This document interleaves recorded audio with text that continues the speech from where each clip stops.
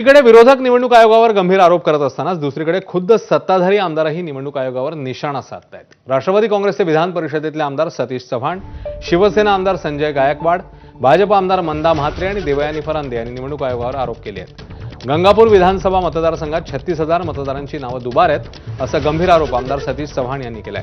तर संजय गायकवाड यांनी दुबार मतदानाचा आरोप केला। भाजप आमदार देवयानी फरांदेंनी बोगस मतदारांवरून आरोप करत चौकशीची मागणी केली आहे। तर भाजप आमदार मंदा म्हात्रेंनी थेट अधिकाऱ्यांवरच आरोप केले। गंगापूर विधानसभा मतदारसंघात जवळपास 36,000 नावे दुबार आलेली आहेत। खरं तर मतदार यादीपासून ते निवडणूक निकाल लागेपर्यंत सगळे काम पारदर्शकपणे पार पडण्याचं काम हे निवडणूक आयोगानं करणं अपेक्षित आहे।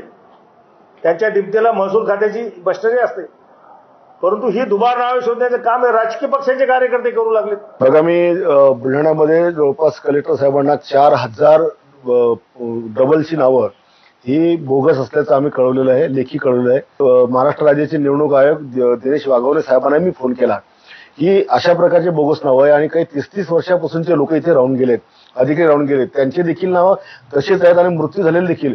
हा आकडा जिल्ह्यात जर विचार केला तर लाखापेक्षा अधिक हा आकडा आहे। गेले 15-20 वर्ष जवळजवळ मी सातत्याने ही दुबार नावं असतील किंवा बोगस नावं असतील यासाठी मी कलेक्टर असतील, निवडणूक अधिकारी असतील यांच्याकडे प्रयत्न करत होते। ही ठराविक लोक असतात, ही पैसे घेऊन नोंदणी तर करतात आणि लोक इकडनं तिकडनं गावाकडनं आणून सकाळ सकाळ ते मतदान करूनही ते जातात, त्यामुळे उमेदवाराला त्याचा फटका बसू शकतो। मतदार जी काही याद्यांच्या बाबतीमध्ये जी तपासणी वगैरे जी आहे, हे खरं आहे की जवळपास 95 पासूनच्या याद्या आज पूर्णतः देशभरामध्ये ह्या सगळ्याकडे हे होत आहेत आणि त्यामुळे माझी देखील मागणी राहील की मतदार याद्या ज्या आहेत त्याची व्यवस्थित तपासणी BLO नेमून या सगळ्यांची करायला पाहिजे।